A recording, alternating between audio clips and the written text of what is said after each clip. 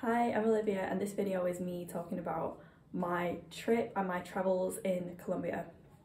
This summer I spent 6 weeks in Colombia and it was all started through an exchange with my university, which I am so grateful that I got to go on. So when I started university in 2019, I started learning Spanish alongside my degree. It was not a big commitment at all, it was like 2 hours a week, and I've done that for 3 years. And by the end of that, I was at like AS level. So with everything that went on that stopped international travel in the past couple of years, it meant that I could apply for this trip, and I was putting my whole back into this, like please, please, please let me go. And what's bizarre is I have never been to Spain before, and I'm British. So Spain is next door and it's one of the most popular holiday destinations like ever for British people. I feel like if I've not been there, how can I even call myself a true Brit? But whatever, I'll go there eventually. So I knew that in my life I wanted to travel to Latin America, South America at some point, and the whole, travel the whole continent. But recently my attitude towards travel has changed, because in the past I've done trips and tried to fit as many destinations in as possible, and I think staying in one place for a longer period of time is so much better. You get to learn about the culture more, you get to be more invested, and that's what I did with Colombia, because I met some people when I was on this trip and I was there for 6 weeks, and in that same time they were going to see like 3, 4, 5 countries. Like, I don't understand how you can truly experience that. And I feel like in the traveling community, especially with backpackers, there's always this tendency to say, oh, I've done Colombia, like I've done a country, which is just so bizarre, because I don't think you can ever truly know a country unless you've actually lived there for like a year or more. Yeah, like I've done, yeah, I don't like that culture. Like, how can you have done everything? Because I would meet some people and I'd be like, how long have you spent here? And they'd be like, oh, I've been here a couple of weeks, but I feel like I've done Colombia. Like, there's so much to see, there's no way you could have possibly done a whole country. So yeah, I started learning Spanish alongside my degree in 2019. It was a really low commitment, like 2 hours a week, and I'd continue to do that while I was on my placement year. So after work I would go and have my little Spanish classes, and by the end of 3 years I was at B1 level, which is like AS level. So I could speak some Spanish, or at least I thought I could. So by the grace of God, I got onto this trip with my university that was a 2-week exchange in Universidad del Rosario in Bogotá, which is the capital of Colombia. And like the week before we went, and it was all paid for by my university. Hello, like this experience is literally priceless. So we went, the week before we went on the trip, we had Spanish lessons with one of the teachers that we were going to have when we were there, and then we had the most like insane and amazing 2 weeks. So we went over with this group of people who we hadn't really all been in the same room together since we had like an assessment day, but you didn't know who was going to be on the trip. So the only time we'd been in a room together was literally in Heathrow Airport about to fly and go on this trip. And we got paired up with people who were our roommates, and it was just bizarre and so cool. So on the plane on the way there was when I had my first interaction with a Colombian. Now prior to this, I'd only ever met one Colombian person, and he was actually such a lovely guy, but there isn't a huge, I'm not even wrong, there isn't a huge Colombian diaspora in the UK. In America, there's a lot of Latinos from all over the place because of the proximity, it's closer by. In the UK, not as much. So that's why I had not met many Latinos in my life. So I'm on the plane and I'm sat next to this Colombian guy. I could tell he was a Colombian, and we're on the way to Colombia. So I tried talking to him in Spanish. Oh my gosh. Speaking is really the most important thing when you're learning a language, because I thought I had all of this knowledge. I was struggling to string together a basic sentence with this guy. And the thing about Colombians, they are genuinely some of the nice, like, I don't know what it is about the culture, but they're some of the nicest people ever. This guy was humouring me. I was sat next to him on a plane for hours and he was humouring me, letting me try and speak Spanish with him. And I would just feel like in England, you wouldn't really get that. I can't see many situations where a native English speaker would tolerate like somebody trying to speak English. Like, they'd be more dismissive and probably cut conversations short, but they were really kind. And I found that throughout Colombia so many times. So like, massive shout out to all of the taxi drivers, people in the street, people in markets who would have conversations with me, and they wouldn't they wouldn't just be like, oh, she's a foreigner, and let the conversation die. Like, they would actually try and encourage me to speak, and it improved my Spanish so much, and it just made me feel so welcomed. Like, oh, I just love Colombia. Okay, this exchange intercambio that I went on is something that money cannot buy. Like, I am so grateful that I got to do this. So we spent 2 weeks in Bogotá, and the schedule was pretty intense. Some people on the trip didn't like it. There were 25 of us in total. So we would wake up at like 6, because you're sharing a room with someone and you have to use the bathroom and go and eat your breakfast. We stayed in a hotel, which I did not expect. I was like, this is the bougiest thing ever, because I knew after this 2 weeks on an exchange, I was going to be in hostels. So I was like, ooh, okay, hotel living. And okay, so you'd wake up early. By 8 o'clock, you were in the university. We'd have 2 hours of Spanish lessons and 2 hours of lessons on different things. So they changed throughout the time that we were there. We learned about Colombian music, food, art, literature. It was so useful. Like, I feel like if you go to any country, having a connection with someone who's from that country it completely changes the way that you experience the place that you're traveling to. And that's why I was so glad, because they didn't just tell us about, oh, this is about Bogotá, because that's where they're based. Like, they told us about every region of Colombia, and it's so diverse. There's so many different regions, so many different ways of life. And I was so excited sitting in that classroom, because I knew that I was going to be traveling to all of those places after. And when I went to those places, it made it so much more exciting. Like, for example, when I went to Cartagena, the music changed and you hear a lot more champeta, and I can actually identify what that genre is. Whereas if I'd have just gone on my own, I'd have noticed that change, but I wouldn't have known what it was. And yeah, that is priceless. Like, actually priceless. So we'd spend the morning in classes, and we'd go and eat in the canteen, and in the afternoon we'd go on a trip. Like, we went to the botanical gardens, museums, we did a coffee tasting, and like had different experiences. It was so, I literally loved that trip so much, and it was packed full every day. And because we were being hosted by Colombians, you could ask questions about travel tips and anything, and they would like support you basically. So literally shout out to Rosario and all of the people from there, because it literally changed my entire trip. It was so good. Bogotá, I absolutely loved so much, more than I ever expected to. And I was shocked, first of all, by how European it looked. Now, I don't know if that sounds stupid to say, but at some points when I was in there, I was like, if somebody told me that this was Europe, I would totally believe them. Like, I didn't have as much of a culture shock as I was expecting to have. Like, not culture shock, but to feel like I was in a completely different space. I didn't really have that, because when I've been to Asia, I'm like, whoa, like, it's just shocking almost. Like, it's a shock to your system how different it is, but it didn't feel like that when I first landed in Bogotá. It felt very European.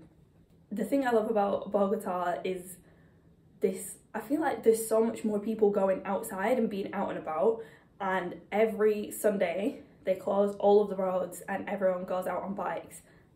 that is so cute and amazing. Like, cycling culture is huge in Colombia.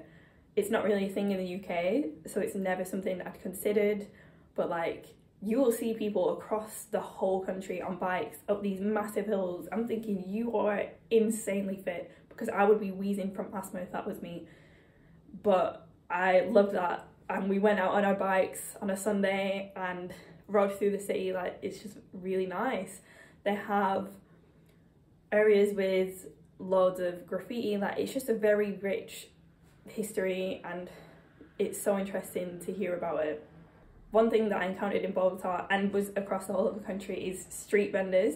They're not a thing in the UK, but just seeing people pushing their carts and you can get anything. Every morning you'll see someone in the street selling coffee. Like, I like that. It's a nice thing to walk around and have all of these shops and little things that you can buy. I like that. Me gusta. Because I was on this trip for 2 weeks with people from my university, some people wanted to go to another destination while they were there for that 2 weeks. And I had, before I went to Colombia, I'd been working on a placement year before I came, so I had savings, I had money, and that's how I was able to travel for a month afterwards. And a destination I had on there was the island of San Andres. And I'd kind of knocked it off because I was like, it seems like too much trouble than it's worth to try and get there on my own.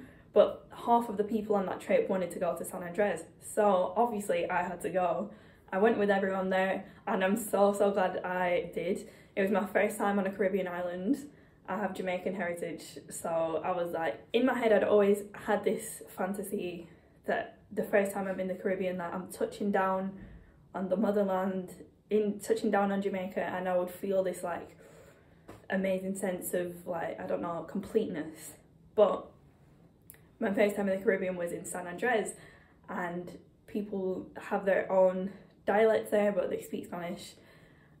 That was so bougie and so nice, but it was hard. I'm vegan. It was hard to eat vegan on the island, but it's so sick. Like, you can get a golf buggy, and the island, I think, is like, maybe I'm exaggerating. The island is 12 kilometers across, like from top to bottom, so you can drive around that whole island in one day. Amazing. You rent this little golf buggy, you're driving around, the nicest, bluest, clearest water you have ever seen in your life, and they call it the Sea of Seven Colours. So when you look out, there's all different shades of blue in the water. It was stunning, and being on the beach was just so nice. Like, you've got music playing in Spanish, loads of Colombian families on holiday. Like, it's just a very exciting experience and a fun place to be, and different from somewhere that I'd visited before, because I've not been to the Caribbean before. So, loved that. But the thing about travelling to San Andres, later on in the trip, I met other people who had been to the islands, and they were like, did you go to Providencia? Because they have other islands. Like, you can get to San Andres and then get this little plane and fly to another island. I was like, no, and they were like, you need to go there. It's so much better, there's so much less tourists. And I feel like if you could see that sea and have those experiences with less people around, you would actually be in heaven. So hopefully one day I'll make it there again, because I was kicking myself later on in the trip when somebody told me, oh, don't bother to go to San Andres, just go straight to the next place. So yeah. The way I approached this trip was different than any trip I've been on before, and I travelled carry-on only. So I had this 40-litre Osprey backpack, and that is all I took with me for 6 weeks. And I'm usually an overpacker, and I love old cameras. Like, I love my VHS, but because my space in my bag was so small, I couldn't take it. And it was just condensed, minimalist, and I loved travelling that way. It made everything so much easier. You could get on a plane and just chuck your bag into the carry-on thing, and when everyone else is waiting for their bags, you can clip your backpack on and go straight to the taxi, get to the next place. I loved travelling like that. I didn't expect to enjoy it as much as I did, because I thought I would end up missing stuff, but it really wasn't the case. I think if you pack strategically, it's actually totally fine to travel that way, and I have a video about what I packed with me. You can see it here. YouTuber. The first destination I went to on my own after Bogotá was San Hill, and you can travel through Colombia on buses, and if you travelled within the UK on a bus, the National Express, you will have suffered because they're just dirty, they're nasty, they're not pleasant.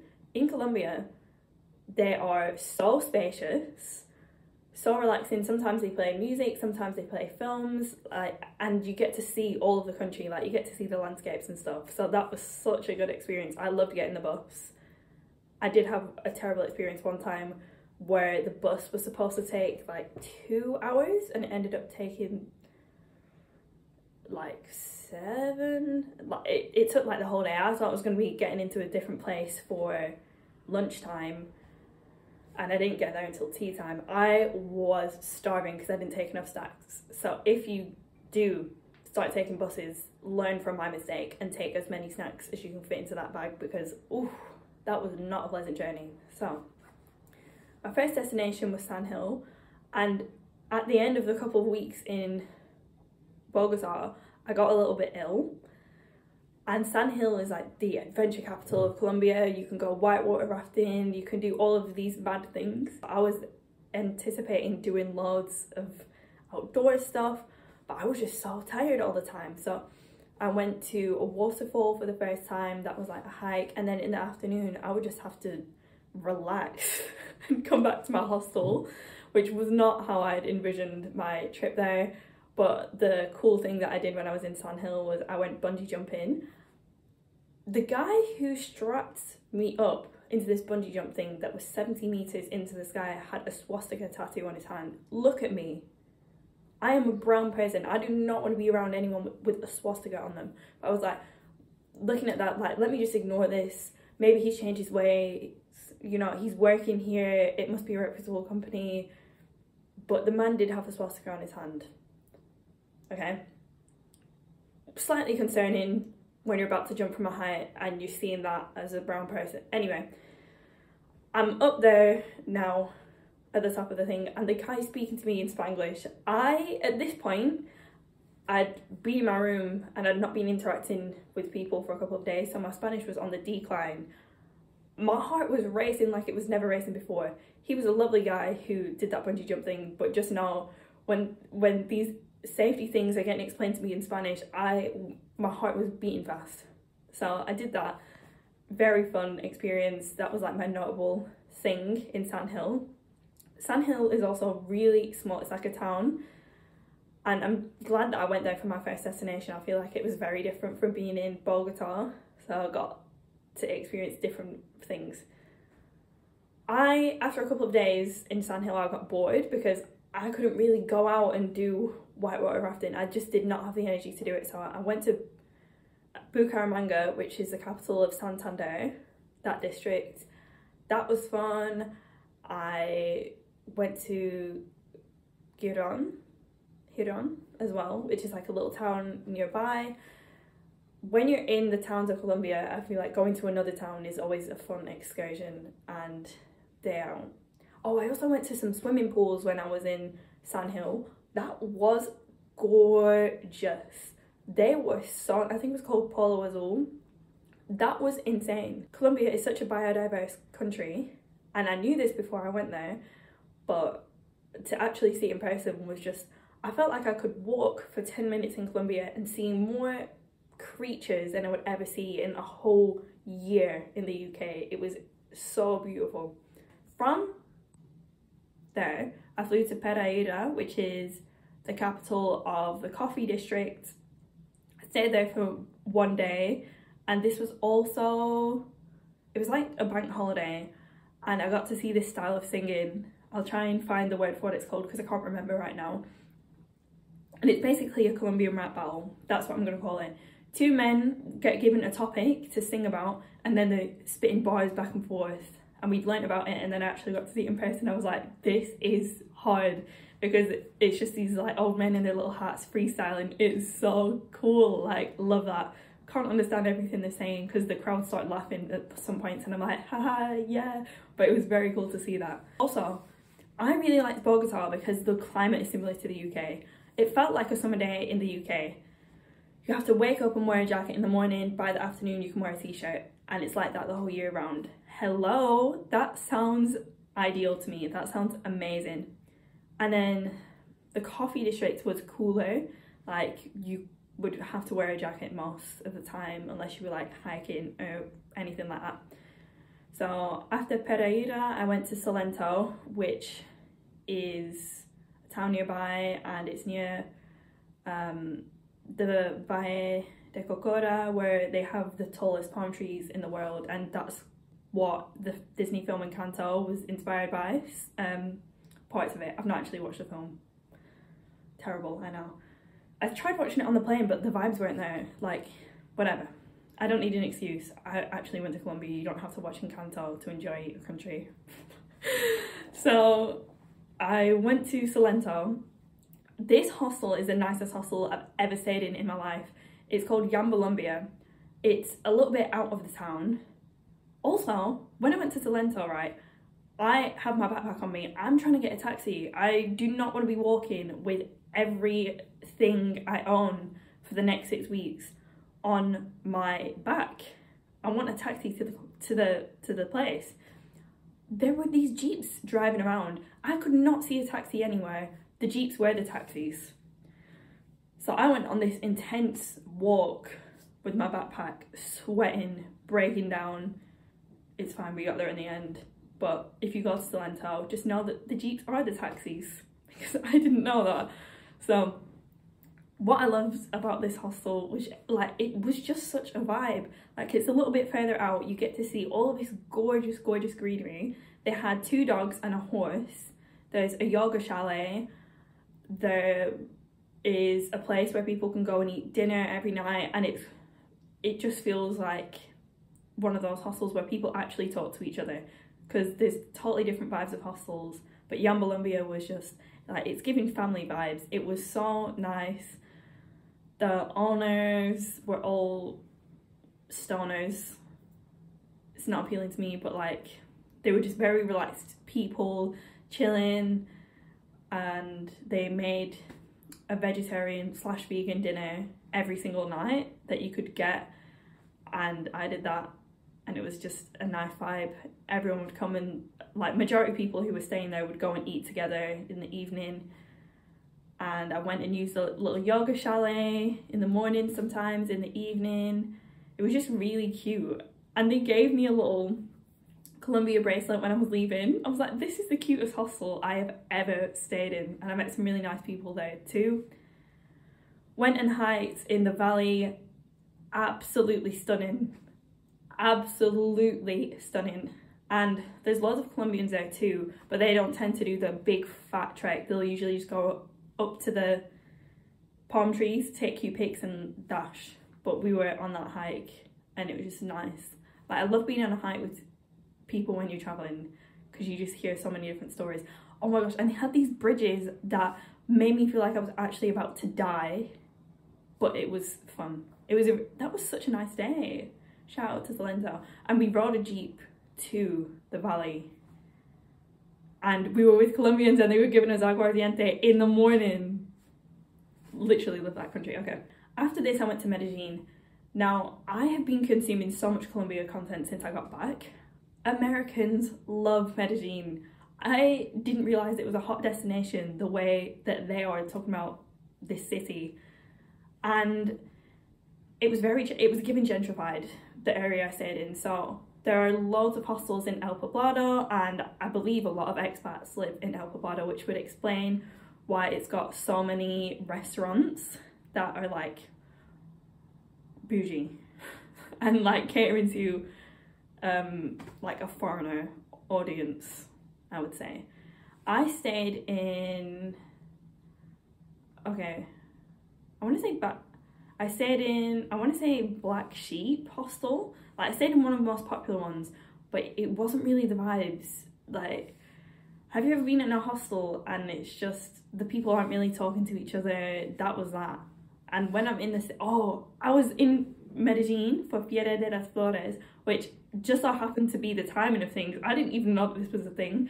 So all of the farmers come down from the valleys and they bring their flowers, and there's this huge flower show, and every night people are going out and partying in the streets. I timed that on well, didn't I? I was very excited, very cute. And it was so insane because Éxito, which is the supermarket there, so imagine like Tesco or whatever your supermarket is, they have this massive board and it's full of flowers making up that logo.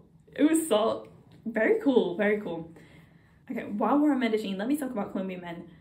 When I get catcalled in the UK, I'm feeling fearful because I don't want to be approached by you. I don't enjoy the attention, it's not fun. Colombian men will literally just call you beautiful in the street and they'll leave you be, because if somebody catcalls me in the UK, they're going to want something from me. But I would just be walking around the street getting called beautiful, gorgeous all the time. Hello? Get me back there now. My ego was so inflated. I miss you, Colombian men. It was so cool. Going on the cable cars, experience of my life.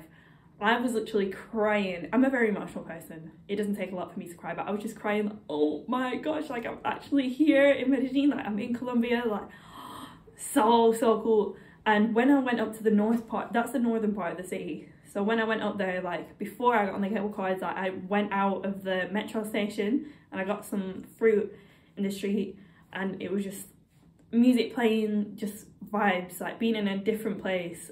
Oh, I love that. I feel like I didn't do much in Medellin. Like I was quite tired by that point because I've been traveling for a while.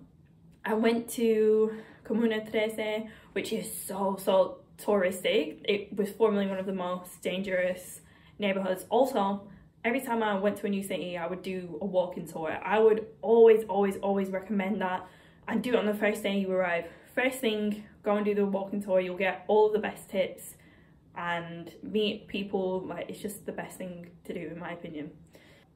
I went to Gringo Tuesdays, which they had in Bogotá, but I didn't go when I was there.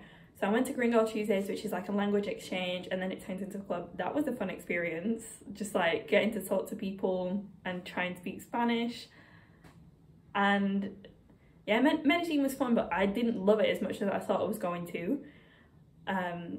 But definitely I can see why it has that foreigner appeal or whatever. And it was hot in that city. It was hot. I had to find a hostel with a pool to use, because I was sweating while you're walking around that hot city. Urban heat island effect. So when you're in a city, everything's hotter. Whew. I don't know.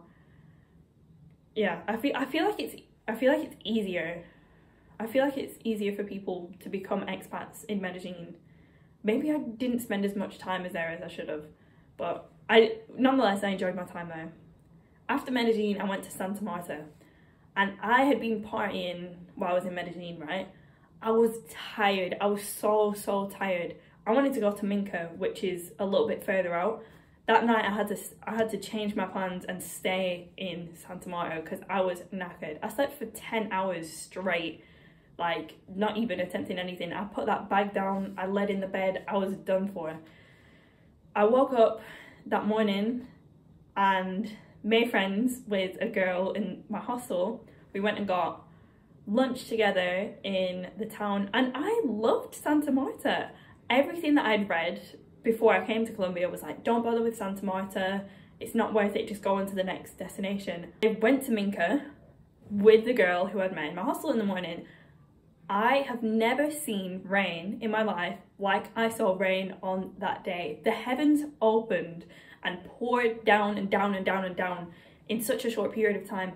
The streets were flooding, and we're in this taxi with this guy and he just pulls over to the side. The streets are like rivers, which is so concerning, okay? I loved Colombia and I want to go back, and I really enjoyed traveling there, but it was just, you know that the Caribbean areas are the ones that have less funding put into them.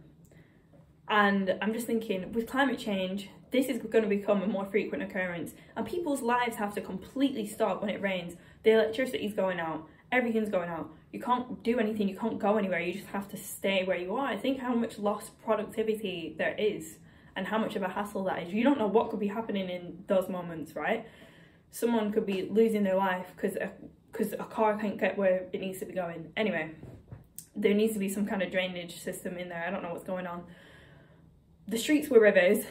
the guy in the taxi pulls over to the side. We're halfway between Santa Marta and Minca, and he's like, you're just gonna have to get the hotel and stay here. And we're like, what? He's like, yeah, you're not gonna go to Minca today. Not really the case. We did end up getting there, and it was too far to go back to Santa Marta, so we just sat there.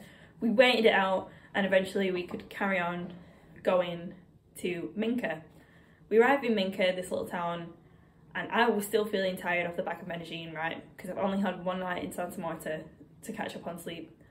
I forgot that I knew all of the hostels I booked before I went. All the hostels I booked were like the most recommended, best experiences. I was reading every blog. I knew that I was going to be staying in somewhere that was good when I got there. I stayed at this place called Casa Loma. I completely forgot that you had to basically hike up there. So I'm tired. We've had this treacherous journey already. I've got my backpack on and I have to walk up this hill, and it is a hike. Every review mentioned the hike, but somehow it slipped my mind that I was going to have to do this. Everyone in those reviews was like, the hike. Don't get me wrong, it was worth it, but I was dying and I was so embarrassed. I am actually asthmatic, so, and I'm reasonably fit, okay, but I'm asthmatic, and it just gets into my head. When people hear me breathing heavy, I'm like, this is so embarrassing because they're going to think I'm really unfit. I promise it's because I'm asthmatic.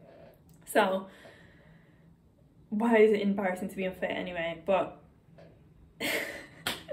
anyway, so I'm walking up there, and then there's people behind me. I have to let them go past me, and they reached there before me. I was not in a good mood by the time I reached up there. It was a Friday night when I got to the top, and they had a DJ who was playing like trance music. What was going on? I felt like I was about to enter some kind of vegan cult. As soon as I stepped on there, that's how I felt. Then the guy showing us to our rooms, and he takes us to some hammocks. Please, Olivia, tell me you've not booked a hammock. Please, please, please, please. Thank God he carried on and he took us to a place with a bed. Some people were staying in hammocks. I felt sorry for them. I felt so smug walking away. I was like, you might have thought that it was a fun experience when you were there. If I had to sleep in a hammock that night, I would have been crying. So I'll go to my bed. Cool. Then I get the worst food poisoning of my life while I'm trapped up here in this jungle hostel, right? No, I'm vegan. I actually have not done anything wrong in this world to be deserving to get food poisoning while I'm on holiday. Not pleasant at all. The last place I want to have food poisoning is in the flipping jungle. No, it was just not. Let's not even go there. So Minca, I didn't get to experience to the fullest extent because all of the things, it was a similar situation to Sand Hill. All of the things were outdoorsy, but I wasn't in the prime health. I'm sorry, if you think I've got food poisoning and I'm going to be going on a hike so I can be up chucking in the middle of a field, no, I'm going to stay put here. Thankfully, the food at Casa Loma was divine, so yummy. And I was working from home, so I went and worked in the town one day because there wasn't really good Wi-Fi up there because you're in the jungle, duh. But this one day, like, I needed Wi-Fi. The Wi-Fi cafe place was shut down, so I just found this hostel. Couldn't see anyone in there. I sat down there. I was probably working for like an hour using their Wi-Fi because their Wi-Fi password was there. And then the guy came and I was like, yeah, I'm not staying here. Can I just pay? He was called Ivan. He was like, you're really cheeky, but yeah, you like pay this many pesos and you can use the Wi-Fi. He was my boy, and it was just raining and there were hammocks and I was working in a hammock. It was a nice experience. Shout out to that guy. I don't even know what that hostel was called. It rained so much when I was in Minca, so much. One night we were at the hostel, like power cut, scary, and somebody, why are you telling me as a solo female traveller about some man getting taken into the Amazon jungle and kidnapped? I don't need to be hearing it, thank you very much. I'm being as cautious and safe as possible. I don't need to hear the stories about bad things happening to people. You're making me afraid. And then I had to go to my little bunk bed after somebody was telling me these horrific stories. Not pleasant. Okay, after Minca, I went back to Santa Marta. I did. It was fun vibes. going to the beach, going to eat in the town. I just enjoyed Santa Marta. It was a very nice, it was just an enjoyable place. It was, I want to go back right now. It was nice and hot. It was big enough to explore something new every day, but not too small. Shout out to Santa Marta, because they're cussing you in these blogs, and I'm telling you, it's a nice place to go and visit. So stay there for a couple of days. Then I go to Parque Tayrona, the national park. I messed up big time with the way I did that. So learn from my mistakes. The hostel that I was supposed to be staying at thought that was a no-show because I accidentally booked it a day earlier, so they got rid of my booking. So I got on a bus to go there or whatever. I arrived there and they're like, yeah, there's no room for you. And I was like, oh crap. I ended up staying in a hotel, nicest hotel ever. It was like £30 a night, which when you used to staying in places for £5, I'm like, oh my gosh, £30. Like, in the UK, I don't think, there is no way you'd even be able to get any hotel room anywhere, even in the most destitute place in this country, that you could get a hotel room for £30. Anyway, so staying in this hotel, and okay, if you go to Tayrona, stay inside the park. I didn't do that. Big regret. And I only actually went into the park for one day because I was so tired. So you'll see why. So the park opens at 8 AM. I think I went there about 6:30. So I was in the front of every line. You have to pay for medical insurance while you're in there. I was at the front of every line. When you get there, there's an option to get a bus to 5 kilometers further into the park. Obviously get that, because you're not going to see anything of interest in that first 5 kilometer hike. Also, take with you as many drinks as possible, because you're going to be thirsty and you're going to have to wait ages to be able to go somewhere and buy a drink, and it'll be more expensive than if you brought your own. So I start this hike. Everyone's pretty much everyone is going to the same place, Cabo San Juan. That's the most popular beach there. I was sweating in this humid, it was gorgeous, right? But I completely underestimated this hike. I was sweating in this humid hike. Again, asthma and wheezing. But I made friends with this group of Colombian guys, and they were all cousins. So I was vibing because I knew that I was entertained for the day. So made besties with them, and cool. The hike there was nothing of note. It was just a hike. And then, like, imagine being in the jungle. You're in the jungle and you can hear the sea. It was so gorgeous. I need to go back there because it's huge and you can see so many other things. But like, really bizarre and cool experience. So get to this beach, you're sweating, and you spend a nice day at the most gorgeous, like, blue sea, white sand beach. Amazing, right? But the park closes at 5 and you have 2 hours. It's a 2-hour hike back to the entrance. So you enter at 8, you get there by 10, you have a day at the beach until like 3, and then you have to hike away, unless you're staying there. So you could watch the sunset, you could have a beautiful time there, and you can sleep in hammocks or in a tent. I was even doing the research before I went. I thought, I'll go one day and I'll see if I want to stay in there. I was so exhausted from this experience. Imagine how you feel at the end of a day at the beach. You just want to go home, you want to shower, and you want to lie down because that sun is taking it out of you. This 2-hour hike back, I was dying. I was sweating like I'd never sweated before, and these Colombian guys I was with were in the same mood as well. On the way back we saw some monkeys, so you know, it was okay. But that experience, so if I was to do that again, I'm staying inside of the park because I need to do the hike on a different day. No, what was I thinking? I did not think that through thoroughly at all. Whatever. After that, I went back to Santa Marta and I was chilling there now. That's when I got my Santa Marta hours that I didn't expect to get in. Just, I love that place, like the streets. And I stayed in Republica, which is a hostel where Colombians were staying, so the vibes are better. But there was this guy in there who I called Chicharron Man, who kept on trying to offer me his chicharron, not an innuendo. He was just eating this big fat sausage, like just taking a bite out of this sausage and sitting near me and chain smoking. He was a memorable character of the trip. He's probably the only person I've mentioned in such detail, but it will be ingrained in my mind forever, seeing that man take a bite out of this thick, girthy chicharron.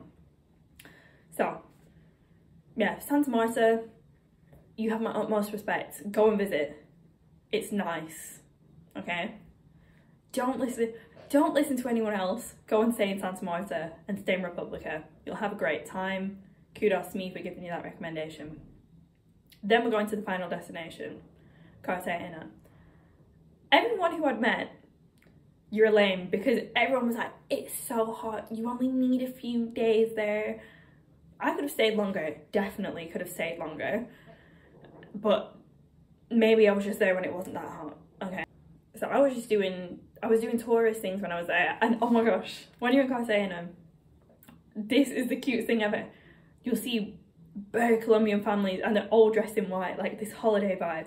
Everyone's dressed in white. I'm like, this is so cute. I love this for you. And I want to, who is going to be my Colombian family and wear white outfits? I want to wear white holiday outfits.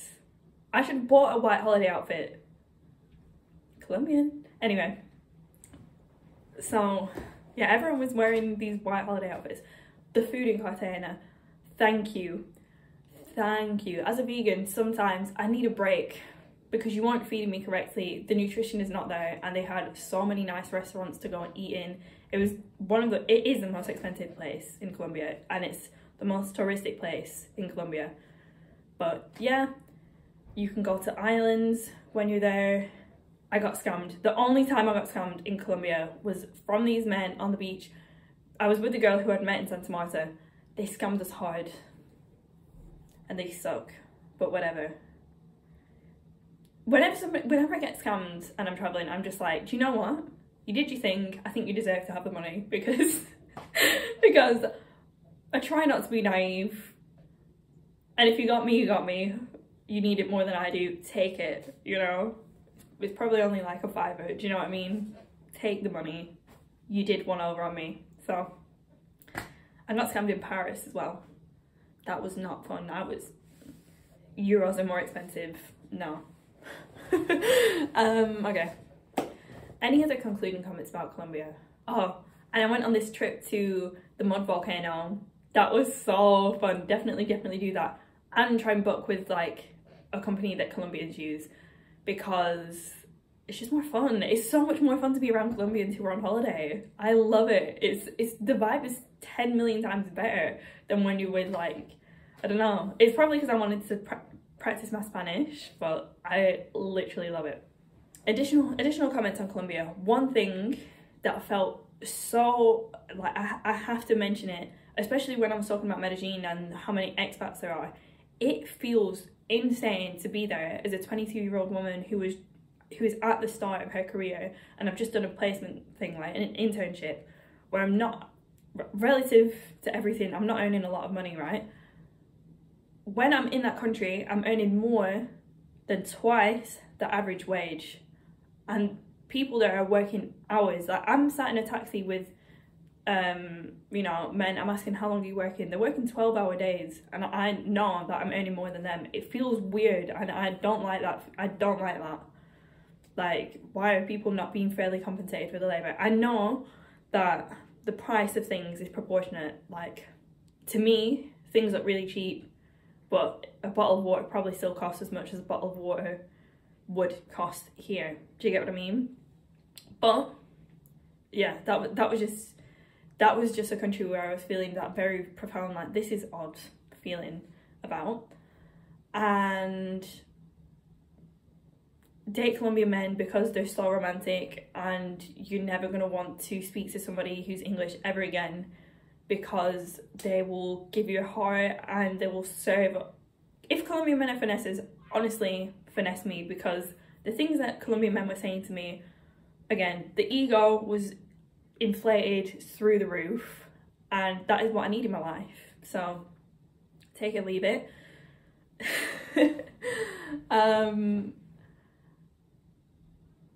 And yeah, I'm trying to, trust me, I'm trying to make moves to return to that country. I have never fallen in love with a country like I have when I was traveling in Colombia. There's very few places where I visited, and I wouldn't say that I'm well traveled by any means, but when I have money, I want to go and travel. That's something that I aspire to do in my life. And of all the places I visited, the only other place where I've been like, oh, I think I could live here, was Glasgow in Scotland. So like, I don't know, Colombia, and I don't think it would be for a long period of time, but I really, really want to learn Spanish. Like, it's just motivated me even more. I'm trying to be fluent. I'm trying to understand different cultures, and I feel like once I unlock Spanish, and I love history, I love it. You'll see me in a museum any time of the day. I love it. So once I've learned Spanish, do you see how big Latin America is? I am going to be reading about the history of everything in Spanish. That's exciting. It motivates. Look at me. I'm so excited. Love it. And I will be learning to salsa and bachata in Cali, Colombia. I need to learn how to salsa. I need to learn how to bachata. Once I've secured that in Colombia, I'm going to the Dominican Republic, where I'm going to be shaking my ass. Let me talk about some food of note before I leave, yeah? 1, bocadillo, guava paste. I miss you every day of my life. I love you with all of my heart. I've never experienced something like that. Delicious. It's like a little sweetie fruit pastel, but it's actually natural. I miss you. Colombians drink so much juice, so much fruit juice. It's just normal. Colombian lunch, okay? I'm a girl who likes to eat a lot. Colombian lunch, soup, rice, beans, veggies, a whole actual plate of food for your lunch. I need that. Bring that back, yeah? The service stations in Colombia, you could get a full-on meal there.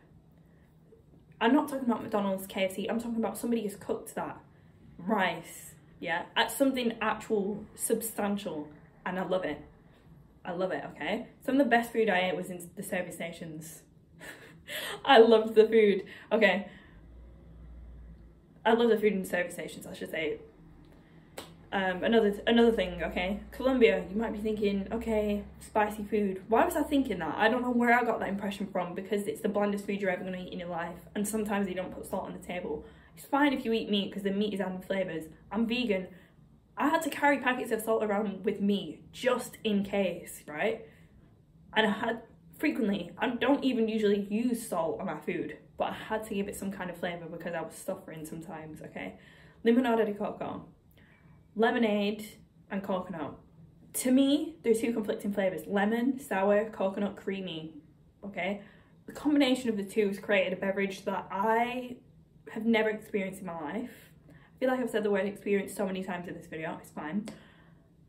The combination of that beverage, I don't know what kind of angelic mix is going on in there, but that is created by the gods. I miss you every day. The fruit, they have loads of exotic fruits. You could eat a new fruit every single day, yeah? I need to go back. If somebody's watching this, send me back, yeah? I'm trying to return to the country. I'm trying to go to Cali. I'm trying to learn to dance, okay? I'm doing whatever it takes. Colombia will see me again. Colombia will see me again, and I don't think I've ever revisited a destination before. Colombia, you're gonna see me again. Thank you so much for watching. I hope that anyone enjoyed this. In fact, this was for my own pleasure, because I want to be able to look back and see how excited I was, yeah? Because watch, a few years in the future when I'm back in Colombia, I'll be thinking, look at me. That was me after 6 weeks. Look at me now, okay? Gracias. Okay. Thank you for watching. Ciao.